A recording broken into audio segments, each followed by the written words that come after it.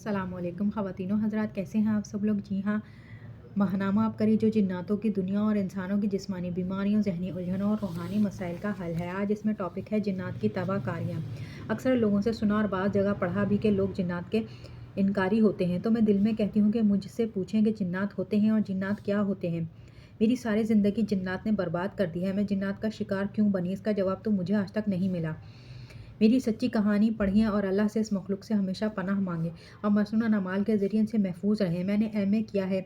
एक रात को सोते वक्त कमरे में मुझे साए से दिखाई दिए, जिसे मैंने अपना वहम समझा। ख्वाब में मुझे किसी ने कहा, हम तुम्हारी जिल्द बिगाड़ देंगे। अचानक रात को सोते वक्त मेरे हाथों में खारिश शुरू हो गई, जिसकी वजह से हाथों की जिल्द ख़राब हो गई। इसकी वजह से आहिस्ता आहिस्ता मुंह और कमर पर भी ज़ख्म बन गए। डॉक्टर इसे जिल्द की बीमारी कहते SLE है।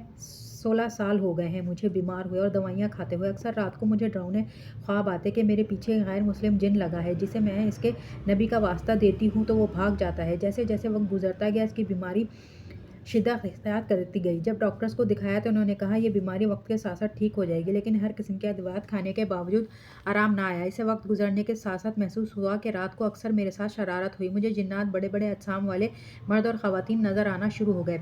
मेरा भाई मुझे लेकर कामिल के पास गया तो इन्होंने कहा कि आप पर एक काला जिन मुसल्लत है। इन्होंने मेरे भाई से 27,000 रुपये लिए और कहा कि मसला हल कर दूंगा। इसने ना जाने क्या काम किया, मेरी वालदा और मेरी छोटी बहन पर भी हाजिरी शुरू हो गई। हम सब भागते पकड़ते दरवाजे बंद करते। अभी यह सिलसिला शुरू था कि मेरी बड़ी बहन का बेटा, जिसकी उम्र 5 साल है, अचानक इस पर हाजिरी शुरू हो गई। जिन ने इसे उल्टा कर दिया। हम इसको पकड़ते तो वो इसको मज़ीद अजियत देते। हम घबरा जाते। वो हमसे बात करते होते कहते कि मैं फ़लाँ हूँ, मुझे इस वक्त रावलपिंडी आमिल के पास ले जाओ, वरना हम इस बच्चे को ख़त्म कर देंगे। 5,000 रुपये रेंट पर करवाते गाड़ी और इसे ले जाते। वहाँ जिन्नात हमारी शिकायत करते कि हमें ये खाने की चीज़ें नहीं देते और हमें मारते हैं। आमिल बजाय कि जिन्नात को समझाते, उल्टा हमें डांटता और हमारी बेइज्जती करता।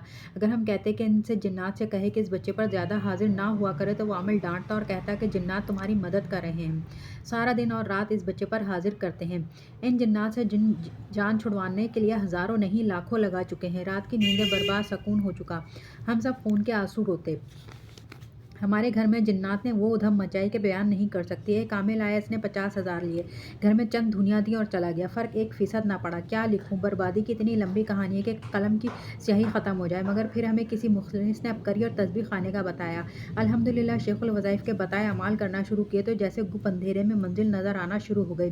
जिन्नात अब भी अक्सर हमला करते हैं, मगर पहले वाली शिद्दत नहीं। हमसे आमलीन भी आजिज़ आ गए थे, मगर अबकरी और तस्बीह खाने के अमाल ने हमें बचा लिया। पूरे घर में तहदीदी नामे लगाए हैं, असहाबे कहफ के तावीज़ और या कहर के तावीज़ लटकाए हैं। 7 शेखुल वज़ाइफ के बताए अमाल कर रहे हैं। इंशाअल्लाह जल्द इस शरीर मखलूक से निजात पा लेंगे। तहदीदी नामा मुबारक ये है, इसका प्रिंट आउट निकलवा लीजिए। अगर खुदा न खास्ता ऐसा कुछ है या लड़ाई झगड़े भी हैं, तो आप ये तहदीदी नामा हर कमरे में आराम से लगा सकते हैं। या कहारू वाला मैंने नक्श दिया है, मेरी एक वीडियो है, उसमें या कहर का नक्श भी है और असहाबे कहफ के नक्श भी मैंने बताए हुए हैं अपनी वीडियो में। तो ख़वातीनो हज़रात, आज के लिए इतना ही। मिलते हैं अगली वीडियो में। अल्लाह हाफ़िज़।